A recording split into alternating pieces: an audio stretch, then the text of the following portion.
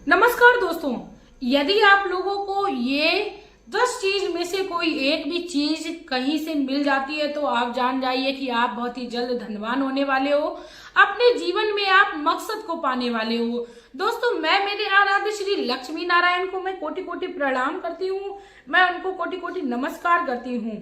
जो भी व्यक्ति अपने जीवन में धनवान होना चाहता है तो वह इन 10 में से कोई एक चीज को यदि तराश कर अपने पास ले आता है, अपने पर्स में रखता है, अपने घर में रखता है, तो वह आप अपने जीवन में खुशियों को प्रदान करने वाला होता है। साथ में वह सर्वश्रेष्ठ बन जाता है। दोस्तों, कहते हैं कि यदि अपने जीवन में कर्मों को सुधारना है तो प्रभु की सानिध्य में पहले तो आप जाइए, क्योंकि भगवान के सानिध्य में जो भी रहता है वह अंदर ही अंदर स्वच्छ होने लगता है। दोस्तों, स्वच्छता का मतलब शारीरिक स्वच्छता से नहीं है, बल्कि आंतरिक स्वच्छता से है। मन शांत होना चाहिए, साथ में मन सुंदर होना चाहिए। ये नहीं होना चाहिए कि हम किसी व्यक्ति के लिए ऊपर से बहुत ही अपनापन दिखा रहे हैं और अंदर ही अंदर उसके लिए हम लोग परेशान हो रहे हैं। ऐसा नहीं करना है। अपने शुभ कर्मों को करना है और अपने जीवन में सुखों को पाना है। दोस्तों, आप लोगों को मैं बता दूं, पहली चीज जो है वो ये है, यदि आपको किसी मंदिर से थोड़े से चावल यदि मिल जाए भगवान पर चढ़े हुए, तो उनको आपको अपने घर पे लाने चाहिए बहुत ही आदर पूर्वक। उसके बाद आप अपनी घर की तिजोरी में रख लें। मात्र एक दाना यदि आप पर्स रखते हो तो उसमें डाल लें, अंदर वाली जिप में डाल लें, जो बिल्कुल बहुत ही अंदर चैन होती है या बहुत ही अंदर पॉकेट होती है भाइयों के भी, उसमें आप डाल लीजिए। मात्र एक दाना, आपको बहुत ज्यादा नहीं डालना है। आप देखेंगे कि आपका बटुआ जो है वो कभी खाली नहीं रहेगा। आप भगवान श्री शिवलिंग पर चढ़े हुए बेलपत्र को अपने घर में प्रसाद के रूप में लाइए और उसको आप अपने पर्स में रखिए या आप अपनी तिजोरी में रखिए। इसके साथ तीसरी चीज जो है दोस्तों, वो अशोक का पत्र है। आप अशोक के पत्ते के ऊपर स्वास्तिक बनाइए या ओम बनाइए या आप उसमें श्रीम लिखिए। दोस्तों, श्रीम लिखने से आपको धन की प्राप्ति होती होगी, क्योंकि माता लक्ष्मी को श्रीम बहुत प्रिय है। तो आप श्रीम लिखकर अशोक के पत्ते को अपनी तिजोरी में रखिए, अपने पर्स पर रखिए। उसके बाद दोस्तों, मैं आप लोगों को चौथी चीज जो है वो बता दूं आपको क्या करना है। आपको अपने घर के मुख्य द्वार पर एक आम के पत्तों की बंधनबारी बनानी है, उसको टांग देना है। यदि आप हर शुक्रवार को ये करते हैं तो आपके घर में माता लक्ष्मी का वास होना निश्चित है। इसके साथ ही आप प्रतिदिन नियम बना लीजिए। आप अपने घर के मुख्य द्वार पर जल छिड़कना प्रारंभ करेंगे, देखेंगे कि आपके घर में माता लक्ष्मी का वास होने लगा है, साथ में कहीं ना कहीं से धन आगमन होने लगा है। इसके बाद दोस्तों, मैं आप लोगों को सलाह देना चाहूंगी कि आप अपने घर में सुबह और शाम दोनों ही टाइम दीपक जलाना प्रारंभ करिए, क्योंकि दीपक भगवान को वो मुख्य स्थान देता ही देता है। साथ में हमारे घर में कोई नकारात्मक ऊर्जा वास नहीं करती है, क्योंकि नकारात्मक ऊर्जा उस घर में कभी भी नहीं टिक ही नहीं सकती जिस घर में भगवान का वास होने लगता है। साथ में दोस्तों, मैं आप लोगों को राय देना चाहूंगी कि यदि आपको माथा पर चढ़ा हुआ सिंदूर यदि मेरी सुहागन महिलाओं को या माताओं को मिल जाता है तो वो तो उनको क्या करना है, वह सिंदूर थोड़ा सा एक चुटकी मात्र लाना है और अपनी सिंदूरदानी में भर लेना है। हमारे सुहाग में हमें अखंडता प्राप्त होती है जब हमें कहीं तीर्थ स्थान से सिंदूर मिल जाता है।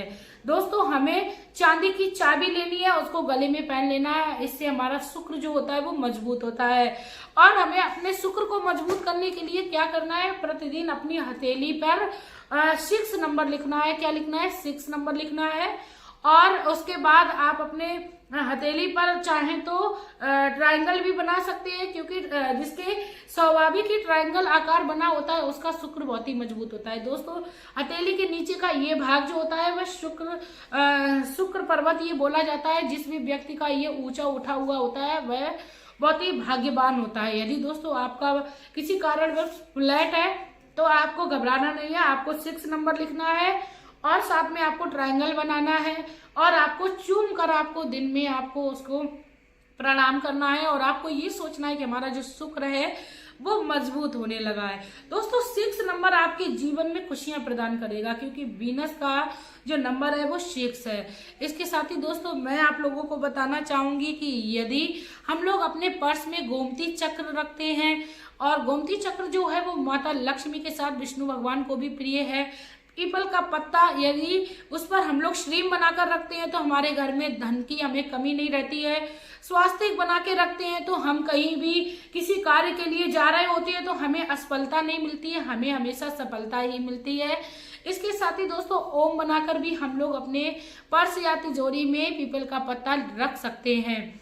इसके साथ ही दोस्तों बता दें, देवी देवताओं पर चढ़े हुए यदि फूल हम लोगों को मिल जाते हैं तो ये हमारे लिए बहुत ही किस्मत की बात होती है। जो दोस्तों ढेरों सारे हमें फूल नहीं लाने हैं, मात्र एक फूल यदि हमें मिल जाता है तो हम अपने पर्स में यदि डाल लेते हैं तो हमारे जीवन में हमें खुशियां मिलना निश्चित है। हमारा बटुआ जो है वो कभी खाली नहीं रहेगा।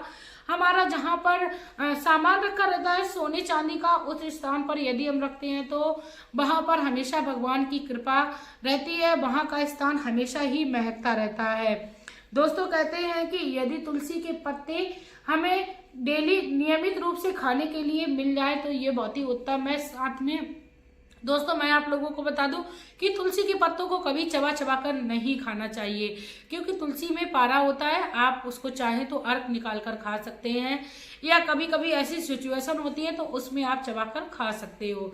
दोस्तों इसके साथ ही तुलसी का एक पत्र यदि आप अपनी पॉकेट में रखते हो, अपने पूजा के स्थान पर आप रखिए, क्योंकि श्री हरि को तुलसी पत्र बहुत ही प्रिय है। भोग लगाइए तब भी आप तुलसी पत्र रखिए। आप इतना करने से आप अपने घर में देखेंगे कि आपके घर में भगवान श्री लक्ष्मी नारायण का वास होने लगा है, क्योंकि तुलसी में श्री लक्ष्मी नारायण का वास होता है। अपने जीवन में इन शुभ कर्मों को करना प्रारंभ करें, आप देखेंगे कि आपके जीवन में आपको कोई हरा नहीं पाएगा, साथ में असफलता आपके कदम चूमने लगेगी। दोस्तों कहते हैं कि जो भी व्यक्ति अपने जीवन में खुश रहना चाहता है तो अपने जीवन में इन शुभ कर्मों को करिए। साथ में आप दिनों पर दया करिए, भूखे को भोजन कराइए, जरूरतमंद को कपड़े का दान करिए। इसके साथ ही दोस्तों आप जीवों पर दया करिए, आपको किसी भी जीव पर हिंसा नहीं करनी है। इन यदि कर्मों को हम लोग करने लगते हैं तो हमारे जीवन में हमें कोई हरा ही नहीं सकता है। श्री कृष्ण कहते हैं वो व्यक्ति मुझे बहुत ही प्यारा होता है जो शुभ कर्मों को करने के साथ साथ दयावान होता है। इसी के साथ दोस्तों अब मैं ये कहना चाहूंगी कि आप लोग प्लीज वीडियो पर यदि नए हो तो प्लीज चैनल को सब्सक्राइब कर लीजिएगा, वीडियो को लाइक कर दीजिएगा, कमेंट बॉक्स में श्री लक्ष्मी नारायण का प्यारा सा कमेंट कर दीजिएगा, क्योंकि मैं हर आसान सा उपाय, हर आसान सी चीज आप लोगों को बताती हूँ कि आपको अपने जीवन में किस प्रकार खुशियों को पाना है। और आप यदि 10 में से कोई एक व्यक्ति भी मेरे द्वारा बताए हुए वीडियो से अपने जीवन में खुश हो रहा है, सकारात्मक ऊर्जा का एहसास कर रहा है, तो मैं अपने आप को बहुत ही ज्यादा भाग्यवान समझती हूँ। क्योंकि कलयुग केवल नाम आधारा, सुमिर सुमिर नर उतरे पारा। यदि कलयुग में उसे खुश रहना है तो उसे भगवान का सहारा लेना पड़ेगा। कहते हैं कि जो व्यक्ति पापी होते हैं वह बहुत ज्यादा दुखी होते हैं, वो सुखी रहते हैं, लेकिन दोस्तों ऐसा नहीं है। उनका जो सुख होता है वो बहुत ही थोड़े समय के लिए होता है, और जो व्यक्ति साहस और परिश्रम के साथ आगे बढ़ता है वह अपने जीवन में हमेशा ही खुश रहता है। इसी के साथ दोस्तों अब मैं वीडियो में लेना चाहूंगी विदा। आपका प्यार और कीमती समय देने के लिए धन्यवाद।